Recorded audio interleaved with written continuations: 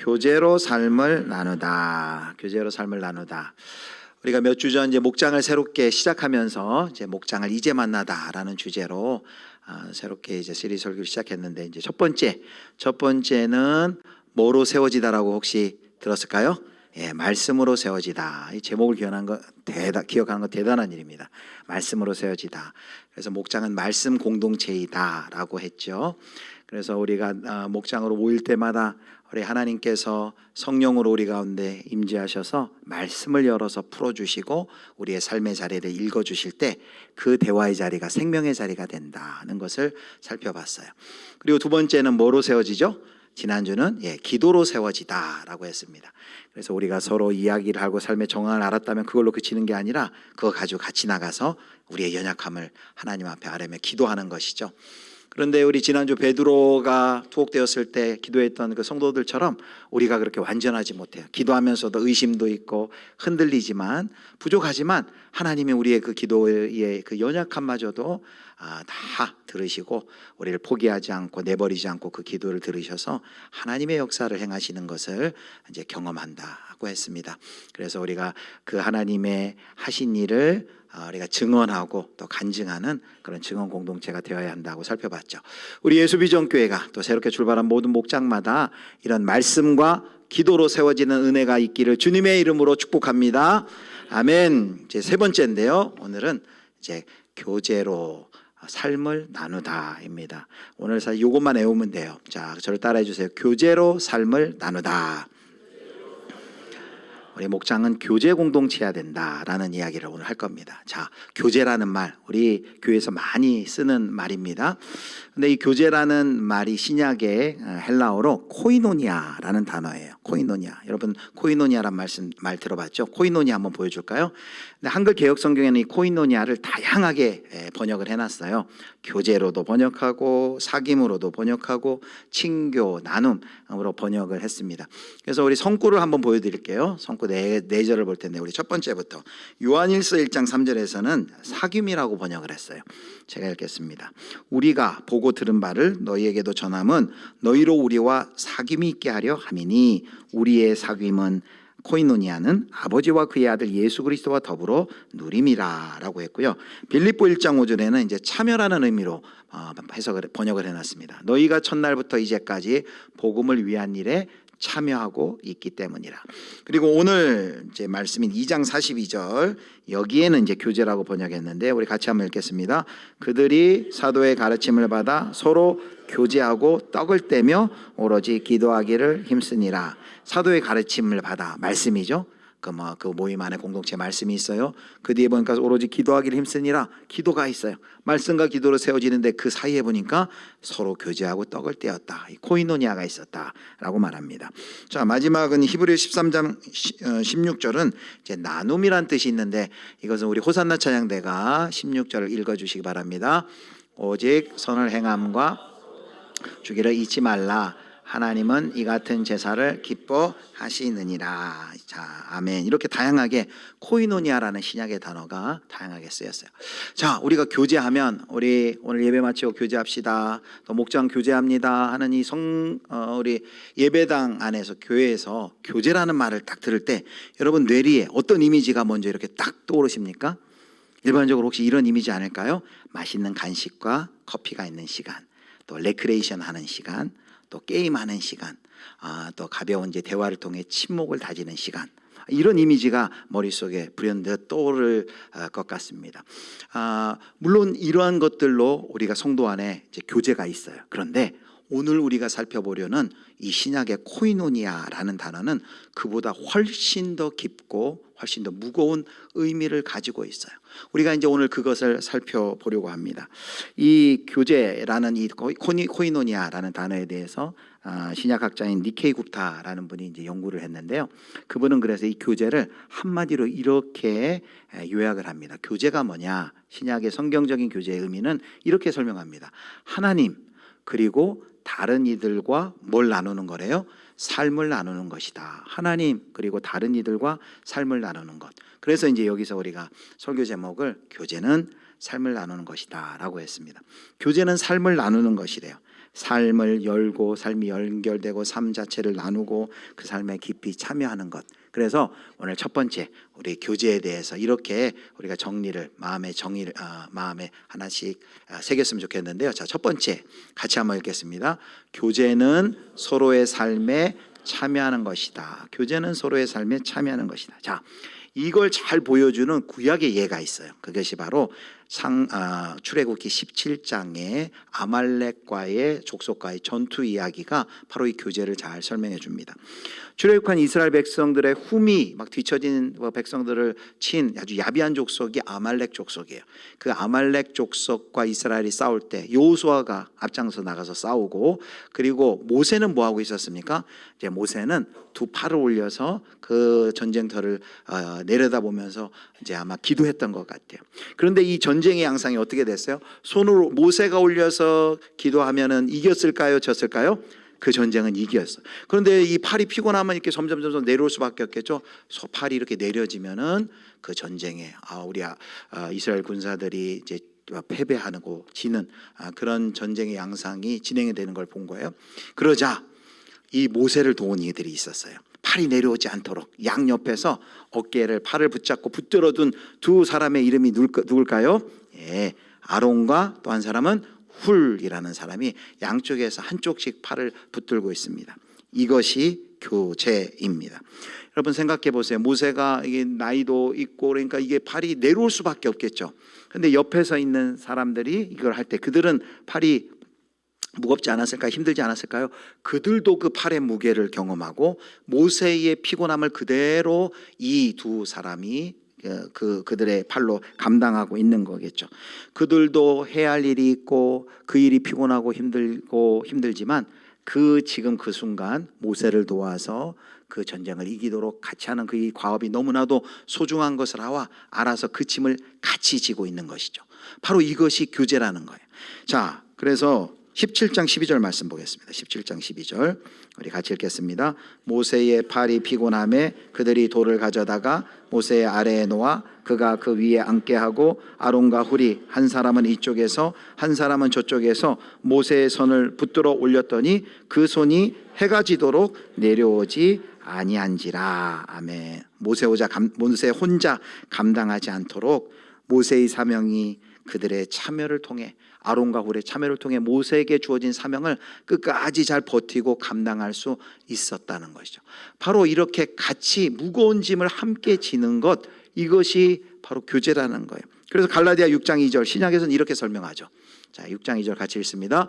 너희가 짐을 서로 지라 그리하여 그리스도의 법을 성취하라. 너희가 짐을 서로 지라 라고 말합니다. 그래서 성경은 교제를 단순히 그냥 기분이 좋아지는 시간 그 정도로 얘기하지 않습니다. 교제가 어떤 시간이에요? 교제는 무게를 함께 지는 시간, 무게를 함께 나누는 관계가 바로 교제의 시간, 교제의 관계다라고 말하는 겁니다. 말하는 대화를 넘어서 삶의 무게를 같이 감당하는 것, 이것을 성경이 교제라고 말합니다. 그래서 가만히 보니까 우리가 첫 번째 교제란 삶을 나누는 것이다라고 했을 때, 여기서 서로의 삶에 참여하는 것이다라고 했을 때 이 참여라는 것은 결코 가볍지 않습니다. 매우 신중하고 또 적극적이고 아주 능동적인 것이죠. 그래서 목장에서 교제는 이런 것이죠. 누군가의 팔이 내려오려고 하고 있을 때 목장에서 그 팔을 붙잡아 주는 것이죠. 그게 바로 교제다라는 것입니다. 그러기 위해서는 목장이 일주일에 그냥 한 번만 모이는 것으로 그치면 안 돼요. 그러면 또 여러 번 만나러 그러시는 보다 만남의 횟수가 문제가 아니고요, 삶이 연결이 돼야 된다는 것이죠. 평소에도 그리스도의 몸으로 연결된 우리의 삶으로서의 모임이 평소에서도 삶이 연결되어 있다가 그리고 주일에 모여서 또 평일에 정한 시간에 모여서 그 하나님 앞에서 말씀 앞에서 그 모임을 하는 것이지, 아무런 관심도 기도도 연결도 없다가 그냥 주일에 한 번만 목장 모임 한 번만 하는 것으로 우리가 교제를 했다라고 할 수 없습니다. 교회 와서 이렇게 얼굴만 보고 인사하고 가고 또 이름만 아는 관계로서는 우리가 깊이 교제할 수가 없겠죠. 교제하기 위해서는 상대방의 형편을 알아야 돼요. 상황을 알아야 돼요. 기도 제목을 알아야만 합니다. 그렇게 삶이 연결돼 있을 때 우리가 진정으로 교제할 수 있다라는 것이죠. 이것이 첫 번째예요. 교제는 바로 서로의 삶에 참여하는 것이다라는 겁니다. 두 번째는, 그렇다면 그 구체적인 모습은 어떻게 우리의 목장과 우리 교회 안에서 나타날까 하는 거예요. 서로의 삶에 참여하는 것이 구체적으로 어떤 모습으로 나타나야 되는가라는 것이죠. 자, 오늘 사도행전 2장에 보면 초대교회의 이 교제는 그냥 감정적 친밀함으로 끝나지 않았다는 걸 알 수 있어요. 자, 보겠습니다. 자, 2장 44절 45절을 보면은 그들이 아주 실질적인 나눔이, 교환이 일어나는 걸 볼 수 있어요. 자, 44절 45절 같이 읽겠습니다. 믿는 사람이 다 함께 있어 모든 물건을 서로 통용하고 또 재산과 소유를 팔아 각 사람의 필요를 따라 나눠주며, 여기 각 사람의 필요를 따라 나눠주었다. 누가는 이것을 교제라고 이야기합니다. 교제는 그냥 정다운 분위기, 좋은 분위기가 아니라 실제적인 나눔을 하는 것, 실제적인 필요를 채워주는 것, 그것을 교제라고 부르는 거예요. 그러니까 초대교회는 사람들이 모여서 예배드리고 은혜 받았습니다 하고 가고, 삶이 서로 연결되지 않고 아무렇게 간섭하지 않는 그런 관계가 아니었다는 것이죠. 그들이 함께 예배드리고, 그리고 그 자리에 뭐가 일어났어요? 흘러감이 있었어요. 자원이 흘러가고, 관심이 흘러가고, 도움이 흘러가고, 이런 흘러감, 바로 삶의 나눔이 있었다라는 것이죠. 그래서 사도행전의 장소는 나눔의 장소였습니다. 자, 이걸 잘 보여주는 이야기가 있어요. 아까는 출애굽기 17장에 아말렉 이야기인데 16장에 보면 만나의 이야기가 있습니다. 만나, 이스라엘 백성들에게 하나님께서 출애굽한 이스라엘 백성들을 먹이시려고 만나를 내려주셨어요. 그리고 매일 그들이 아침에 나가서 만나를 다 모아다가 그걸 먹었죠.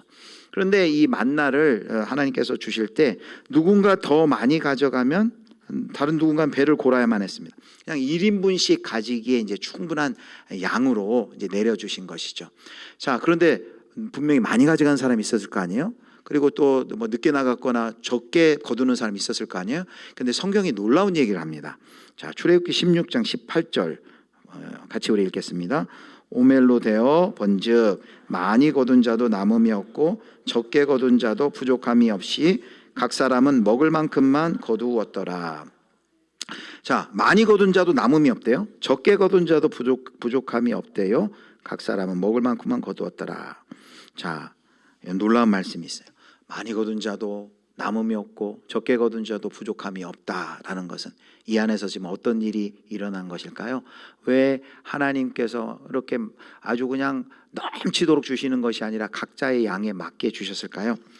우리가 이 만나 이야기는 하나님께서 우리를 돌보시는 이야기라는, 위에서부터 내려온 기적이라는 그런 의미도 있는데, 또 하나 다른 차원의 교훈이 있어요. 하나님께서 이렇게 만나를 내려주신 이유가 있습니다. 그것은 뭐냐면은 서로를 돌보는 법을 배우게 하기 위함이에요. 이제 이 18장에 대한 해석으로 이제 학자들이 이런 해석을 하는 거예요. 많이 거둔 자, 적게 거둔 자, 이 사이에 어떤 일이 일어났다는 겁니까? 이제 나눔이 그 안에서 일어났다라는 것이죠. 많이 거둬서 놔두면 뭐예요? 다 썩어버리는데 나눔이 그 안에서 일어난 것이죠. 하나님의 백성이 이제 각자 도생하는 마음으로 막 움켜쥐고 사는 것이 아니라 하나님이 매일 주시는 이 만나를 거두는 과정, 먹는 과정에서 이들이 뭘 배웠어요? 내가 혼자 많이 거두려고 애쓰지 않아도 되는구나. 하나님이 자기 백성들에게 서로를 배려하고 서로를 존중하고 그리고 서로에게 베풀어주고 나누어주는 그런 나눔의 공동체로서의 훈련을 바로 이 나눔의 방식으로 바로 이 만나를 통해서 교육을 시켰다라는 것이죠. 그런데 이 만나의 놀라운 이 바로 비전이 바로 어디에 성취되었어요? 바로 오늘 사도행전 2장에 이 만나의 비전이 바로 그대로 나타나고 있습니다. 광야에서 만나를 통해 하나님께서 그의 백성들에게 가르쳐 주셨던 함께 사는 공동체의 모습이 바로 사도행전 2장에 나타나는 거예요. 조금 더 있는 사람이 덜 있는 사람에게 사랑을 흘려보내주고 물질을 흘려보내주고 시간을 흘려보내주고 관심을 흘려보내주는, 이렇게 흘려보내주는 역사, 그래서 공평케 되는 역사가 바로 만나를 통해 하나님이 가르쳐 주신 그 공동체가 서로를 돌보라는 그 나눔의 공동체를 원했던 그 모습이 사도행전 2장에 그대로 지금 이루어지고 있는 것을 볼 수 있습니다. 교회는 내가 가지고 있는 것을 꽉 쥐고 있는 장소가 아니라 바로 필요한 곳으로 흘려보내는 장소예요. 바로 그것이 이제 오늘 우리의 목장 가운데서도 그런 교제가 일어나야 한다는 말씀이에요. 몇 가지 예를 들어보겠습니다. 우리 목장에서 이제 어떤 집사님이 갑자기 이제 아프셔서 수술을 하게 되었어요. 그럼 어떻게 목장에서 어떤 교제가 일어날까요? 먼저는 그분을 위해서 기도 제목을 나누고 간절히 기도하겠죠. 그런데 교제는 여기 실제적이에요. 사도행전 2장처럼 기도만 하고 이제 끝이는 것이 아니라 이제 어떻게 되는 겁니까? 그 집사님을 보니까 이제 그 주부인데 이제 며칠간 입원해 있으면 그 가정에 반찬이 좀 필요하겠구나 해가지고 반찬을 만들어가다 이렇게 그 주기도 하고, 집사님 스케줄을 보니까 이게 몸도 안 좋은데 집 차가 없어요. 그러면 택시를 잡아 탈 수도 있지만 내가 시간을 내서 운전할 수 있는 분은 내가 갈 때 이번에 갈 때 내가 태워다 드리겠습니다라고 그렇게 할 수도 있겠죠. 어떤 청년이 이제 이사를 해야 돼요. 그런데 뭐 이삿짐 센터를 부를 수 있는 뭐 돈도 없고 그만큼의 어떤 물건 짐도 아니에요. 그럼 어떻게 해야 돼요? 청년부에 알렸더니 차도 없고 도울 분도 없는데 청년부에서 몇 월 며칠 어떤 형제가 이사한다고 합니다. 우리 가서 같이 이사합시다 해서 그 청년들 중에 또 좀 벤이라도 있는 친구가 차를 가지고 가가지고 또 같이 힘써서 일하고 끝나고 또 짜장면 먹고, 이게 이제 교제라는 거. 이런 교제가 막 일어나는 것이죠.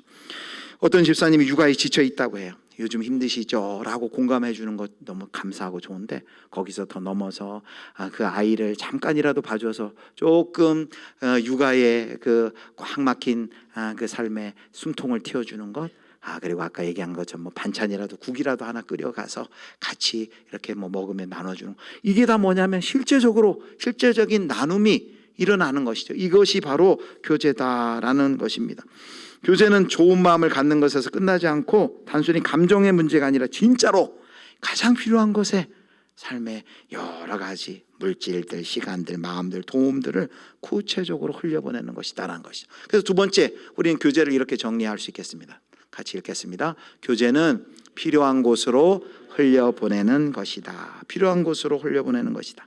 어떤 분에게는 물질도 또 도움도 손길이 또 시간이, 실질적인 도움들을 우리가 흘려보내는 것이 교제의 구체적인 모습이다라는 것이죠. 자, 이제 마지막은 우리가 첫 번째는 살펴봤어요. 교제는 단순히 기분이 좋은 그런 시간이 아니라 교제는 우리의 삶으로 서로가 서로의 삶에 참여하는 것이다라는 것이에요. 그리고 그 삶의 참여는 구체적인 모습으로 그냥 감정만 나누는 것이 아니라 구체적인 필요를 채워주는 것이다라고 했습니다. 자, 세 번째는 이거예요. 성경은 그 교제를 이제 더 깊이 들어갑니다. 그럼 어떤 방식으로 나눌 것이냐라는 거예요. 우리가 흔히 생각하면 내가 좀 여유가 있을 때, 여기 삶의 어떤 자원들, 시간, 물질, 마음, 또 도움, 이런 것은 내가 여유가 있어야 좀 나눌 수 있지 않을까, 이런 생각이 드는데, 성경이 말하는 것은 그 이상입니다. 자, 여러분 놀라지 마세요. 디모데전서 6장 18절 우리 같이 한번 읽겠습니다. 같이 읽습니다. 선을 행하고 선한 사업을 많이 하고 나누어 주기를 좋아하며 너그러운 자가 되게 하라. 자, 여기 이제 사도 바울이 디모데에게 쓴 서신에 보니까 선을 행하고 선한 사업을 많이 하고 이렇게 하고 두 가지 명령을 해요. 첫 번째는 무슨 명령을 하냐면 나누어 주기를 좋아하며, 그리고 그 다음에 너그러운 자가 되게 하라. 앞에 것부터 살펴볼게요. 나누어 주기를 좋아하며 라는 것은 뜻은 여기 유메나토스라는 그 단어를 쓰는데요. 이 뜻은 이런 의미가 있습니다.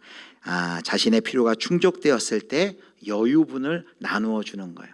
우리도 그러잖아요. 어떤 물건이 두 개 있으면 하나 당근마트에 내놓기도 하고 이렇게 흘려보내 주잖아요. 그렇게 여유분이 있을 때 나누어 주는 것, 이거 참 귀합니다. 그런데 그 다음이 그 정도에서 멈추지 않아요. 그 다음에 어떻게 얘기하냐면은 너그러운 자가 되라 라고 말합니다. 너그러운 자가 되라. 여기 너그러운 자가 되라라는 헬라 원어가 뭐냐면 코이노니코스예요. 코이노니코스. 뭐하고 비슷해요? 코이노니아. 아까 말한 교제하고 비슷하죠. 그래서 코이노니코스는 형용사예요. 그 코이노니코스는 이렇게 번역하면 이렇게 번역할 수 있습니다. 나눔적이 되십시오 라고 말하는 거예요. 여기 나눔적이 된다는 말은 어떤 의미냐면 앞에 앞에 나누어 너그러운 자가 되라고 하는 것은 나눔적이 되라는 뜻인데, 앞에 나누어 주기를 여기는 여분이 있는 나눔이라면은 여기 뒤에 있는 나누어 주기를 너그러운 자가 되게 하라는 것은 이런 뜻이에요. 잉여분을 주는 것이 아니라 당신이 지금 사용하고 당신이 가진 것을 나누라라는 것입니다. 남는 것을 조금 떼어주는 것이 아니라, 그 정도가 아니라 넘어서 내가 지금 사용하고 있는 것, 내가 가진 것, 그리고 내 삶의 일부를 나누어 주라라고 말합니다. 그게 교제의 깊은 차원이죠. 그래서 세 번째, 우리 교제는 이렇게 정의할 수 있겠습니다. 마지막인데요. 자, 교제는 뭘 나누는 거냐면, 자, 교제는 같이 했습니다. 교제는 나를 함께 쓰는 삶입니다. 이게 교제는 나를 함께 쓰는 삶입니다. 여러분, 내가 쓰고 남는 것을 주는 것, 그것도 귀한데 지금 뭐라고 얘기합니까? 지금 내가 한참 쓰고 있는 것, 내 삶 자체를 나누는 거라. 우리는 보통 여유가 있으면 좀 돕겠습니다, 그렇게 생각하죠. 시간이 나면 좀 내가 돕겠습니다. 그런데 성경은 그렇게 말하지 않아요. 어떻게 얘기합니까? 지금 당신이 가지고 있는 것, 당신이 가진 시간, 당신이 쓰고 있는 것, 그것을 지금 나누라라고 말하고, 그것이 교제다라고 말하고 있는 것입니다. 초대교회가 그렇게 살았다는 거예요. 자, 2장 46절을 보겠습니다. 자, 초대교회가 어떻게 나누었는지 같이 보겠습니다. 날마다 마음을 같이하여 성전에 모이기를 힘쓰고 집에서 떡을 떼며 기쁨과 순전한 마음으로 음식을 먹고. 자, 초대교회 교제가 성전에서, 예배당 안에서, 교회에서만 있었지 않았어요. 모여서 성전에 모이기를 힘썼는데 집에서도 떡을 떼고 기쁨과 그리고 순전한 마음으로 음식을 먹었다. 교제가 어디서 일어났냐면 집에서도 일어났어요. 식탁에서도 일어났어요. 일상 속에서도 그 교제가 일어났다는 것입니다. 예배당 안에서만 성도가 아니라 예배당 밖으로 나아가서 집에서, 가정에서, 일상에서 거기서도 교제하는 성도로 살아갔다는 것입니다. 이 말은 식탁에서도 또 자기의 일상에서도 자기의 삶의 공간을 열었다는 거예요. 자기의 식탁을 열고 자기의 시간을 열고 자기의 일상을 함께 쓰기 시작됐다는 거예요. 그래서 디모데 6장 18절에 아까 마지막에 나온 너그러운 자가 되게 하라라는 이 뜻은, 너그러운 자가 되게 하라라는 것은 추상적이지 않습니다. 2장 46절의 말씀처럼 집을 열고 식탁을 열고 시간을 열고 삶을 여는 구체적인 방식으로 우리가 이것이 적용이 돼야 된다라고 말하고 있습니다. 그래서 이 아까 이제 초대에 얘기한 그 니제이 굽타란 이 코이노니아에 대한 의미를 말한 신약학자는 아주 통찰력 있는 말을 합니다. 이렇게 얘기해요. 자, 제가 읽겠습니다. 만약 당신이 사람들의 삶에 밀접하고 친밀하게 닿아서 그들의 개인적 흔적, 곧 더러움이 당신의 삶에서 보이지 않는다면, 그리고 당신의 흔적이 그들의 삶에서 보이지 않는다면 당신은 아직 제대로 뭐하는 것이 아니래요? 교제하는 것이 아니다. 참된 교제라면 사람들의 흔적이 서로 교제하다가 삶이 연결되고 공유되니까 그 사람의 흔적이 내 삶에 나타날 수밖에 없다는 것이죠.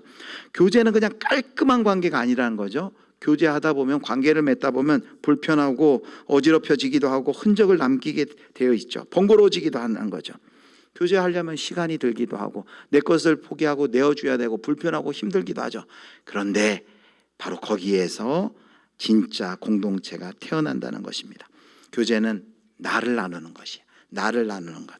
남는 것을 조금 떼어주는 친절이 아니라 내 시간과 내 식탁과 내 자원과 내 마음을 나누는 것.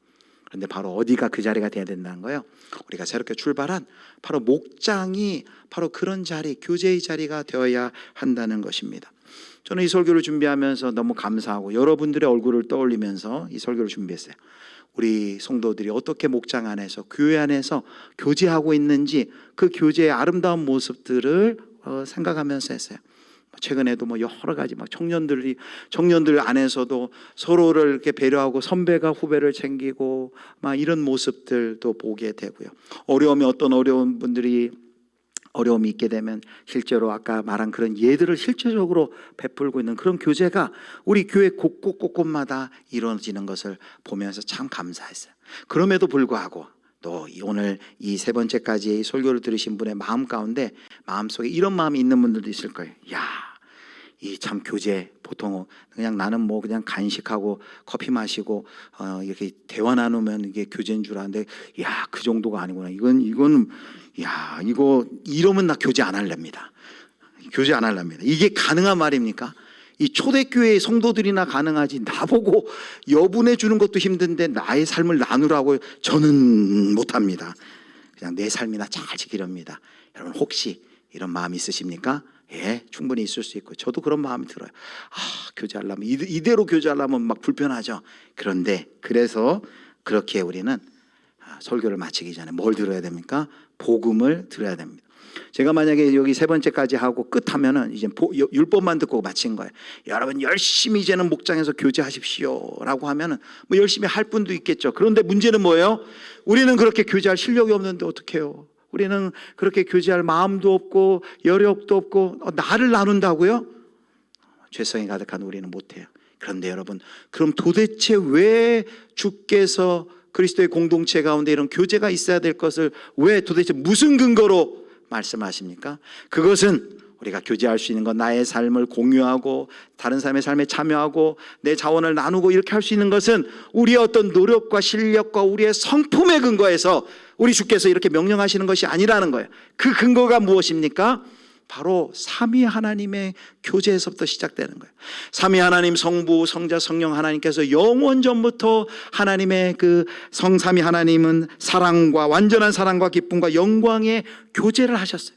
삼위 하나님은 교제의 하나님이에요. 코이노니아의 하나님이에요. 그런데 그 하나님께서 그 사랑의 교제를 그 삼위 하나님과의 그 교제 가운데 우리를 어떻게 하셨습니까? 우리를 초대하셨습니다. 이것이 바로 복음이에요. 이것이 바로 우리 성도들 사이에 우리가 교제할 수 있는 근거가 되는 것이죠. 원천이 되는 것이에요. 바로 그래서 성경 말씀에 바로 그 삼위 하나님께서 우리를 초대하신 사건에 대해서 이렇게 말합니다. 요한일서 1장 3절 말씀 우리 같이 읽겠습니다. 우리가 보고 들은 바를 너희에게도 전함은 너희로 우리와 사귐이 있게 하려 함이니 우리의 사귐은 아버지와 그의 아들 예수 그리스도와 더불어 누림이라. 자, 앞에 보면은 너희로 우리와 사귐이 있게 하려 함이니, 지금 사도 요한이 성도와 성도 간의 사귐 코이노니아가 있게 하려 하는데 그거의 근거가 뭐냐? 바로 1장 3절에 뒤에 이렇게 설명합니다. 우리의 사귐은 아버지와 그의 아들 예수 그리스도와 더불어 누림이라 라고 말합니다.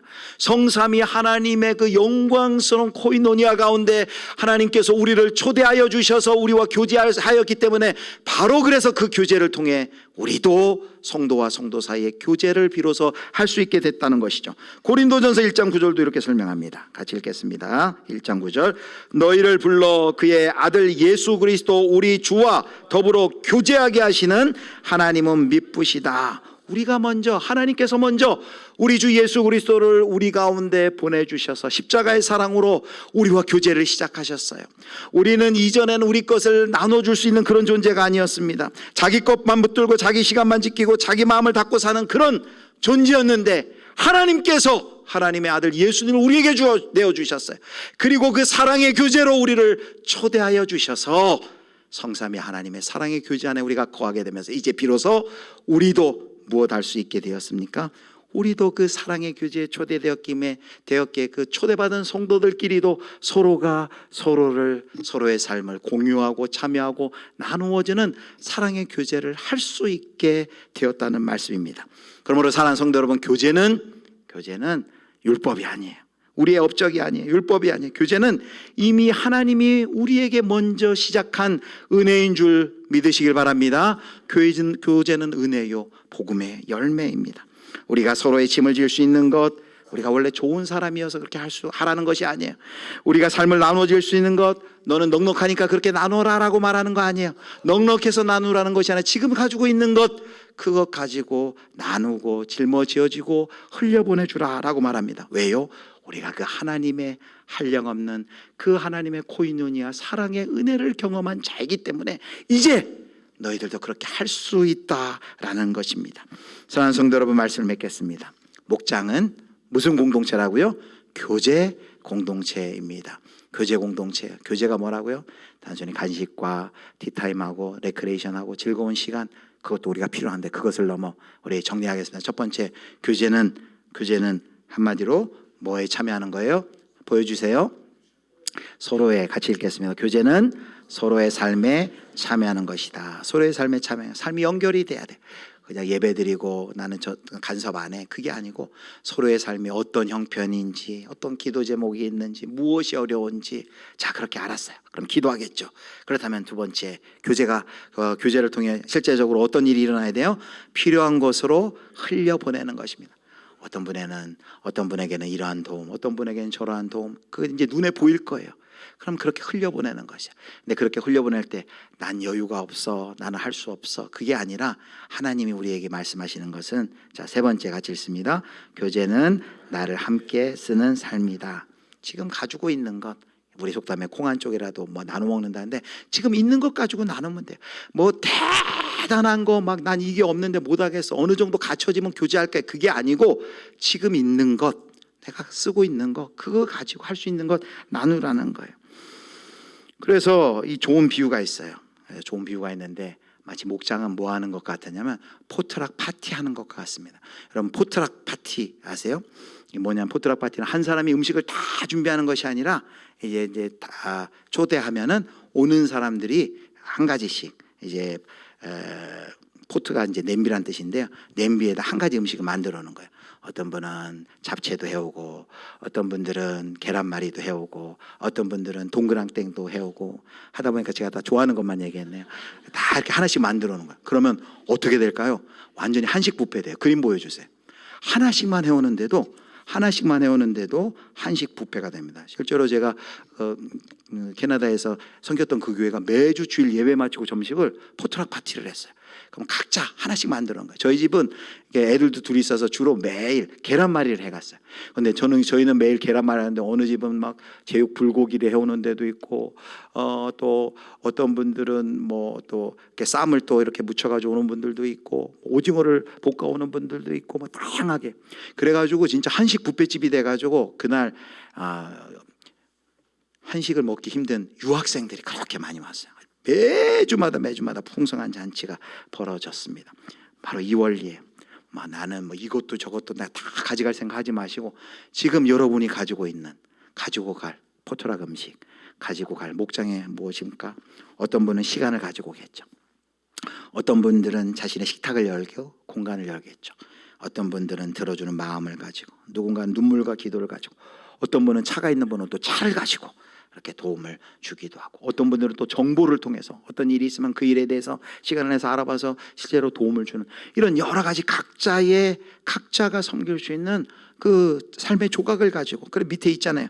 억지로 좋은 사람인 척 애쓰는 자리가 아니라 각자가 삶의 한 조각을 가지고 와서 식탁 위에 놓을 때 참된 교제 공동체가 완성된다라고 말합니다. 우리 사랑하는 예수비전교회 성도 여러분, 우리 모든 목장이, 또 우리 안에서 우리 성도 예수비전교회 안에 모든 성도님들 안에 이런 놀라운 사랑의 교제가 넘쳐나기를 축복합니다. 나는 실력도 없고 나는 못하지만 그거 생각하지 마시고, 우리가 어떤 존재인지를 기억하세요. 우리가 그 하나님의 영광스러운 삼위 하나님의 코이노니아, 그 코이노니아, 영원 전부터 시작된 코이노니아에 초대된 사람들, 그리고 이제 그 초대되었으니 이제 그 사랑의 교제를 할 수 있도록 하나님이 우리에게 은혜 주셔서 이제 그 은혜를 흘려보내주는 거죠. 그래서 이제 목장마다 이렇게 교제할 때 우리가 뭘 봅니까? 목장을 볼 때 삼위 하나님의 영광의 교제의 모습을 눈으로 보게 되는 것이죠. 그리고 그 자리가 바로 천국을 경험하는 자리가 되게 되는 것입니다. 우리 예수님께 모든 성도 여러분들이 삶이 연결되고, 그리고 삶을 공유하고, 우리의 내 가진 것을 작은 것이지만 함께 공유하고 나누어줄 때, 바로 여기에서 우리가 천국을 경험하는 그 하나님의 놀라운 교제의 역사가 우리 모든 가정들마다, 목장들마다, 그리고 우리 교회 안에 가득히 넘치기를 주님의 이름으로 축원합니다.